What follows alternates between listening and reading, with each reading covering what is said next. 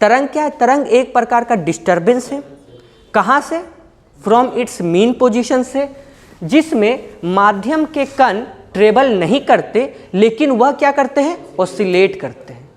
अब पूछा जाएगा यही सही कथन में कि माध्यम के कण ट्रेवल नहीं करते लेकिन परंतु वह ऑसिलेट करते, तो यह कथन सही हो जाएगा। लेकिन इसमें ट्रेवल क्या करता है? एनर्जी ट्रेवल करता है ना। इसमें क्या ट्रेवल करता है?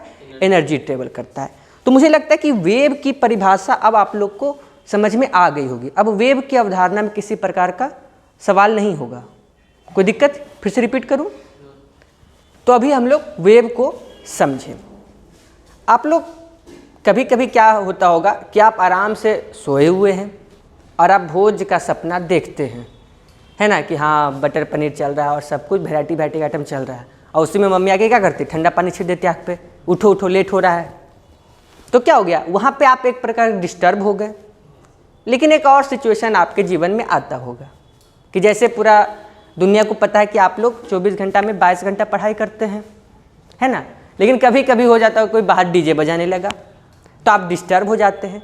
तो आप डिस्टर्ब तो हुए दोनों सिचुएशन में, लेकिन उसका रिजल्ट थोड़ा अलग है, वो दिख थोड़ा सा अलग प्रकार से रहा है। एक में क्या हुआ? सपना टूटा, और एक में जो काम कर रहे थे उसमें एक प्रकार का विघ्न पड़ गया, उसमें एक तरह का रुकावट टाइप का पैदा हो गया। तो यह जो तरंग है, यह तरंग में जो डिस्टर्बेंस क्रिएट हो रहा है, इससे भी अलग अलग रिजल्टेंट हम लोग को देखने को मिल सकते हैं। लेकिन यहाँ पे आपको दो रिजल्टेंट को ध्यान में रखना होगा।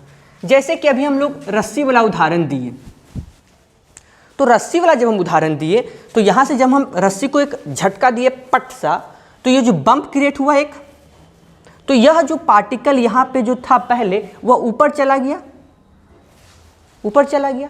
यहाँ पे क्या होगा कि इस पार्टिकल का डिस्प्लेसमेंट चेंज हुआ, पोजीशन इसका चेंज हुआ। तो हम लोग कह सकते हैं कि डिस्टर्बेंस से, तरंग में जो हम डिस्टर्बेंस क्रिएट करते हैं उससे क्या हो सकता है? डिस्प्लेसमेंट हो सकता है पहला,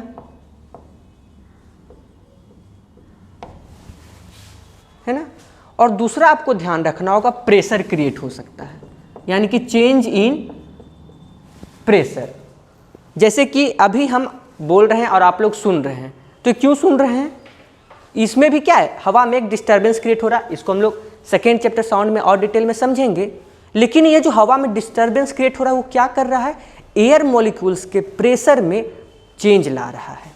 जैसे कि मान लीजिए यह ऐसे है ना, अब हम इधर से क्या किए कि ऐसे मारे, इधर से हम मान लीजिए हम ध्वनि प्रोड्यूस किए, या फिर आप बहुत अच्छा एग्जाम्पल ट्यूनिंग फोक का ले सकते हैं। आप लोग लैब वगैरह में देखे होंगे तो उसमें मारते थे टन तो झन, ऐसे वो आवाज़ करने लगता था।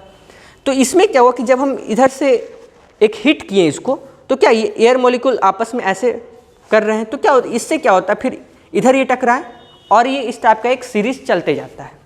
इसको हम लोग और डिटेल में साउंड में समझेंगे। लेकिन फिलहाल आप लोग को इतना ध्यान रखना होगा कि जो डिस्टर्बेंस क्रिएट हो रहा है उससे दो तरह के रिजल्टेंट या दो तरह के बदलाव हम लोग को देखने को मिल सकते हैं। ऐसे होते तो चार हैं, लेकिन यहाँ पे हम लोग को दो जानना चाहिए। पहला डिस्प्लेसमेंट और दूसरा प्रेशर।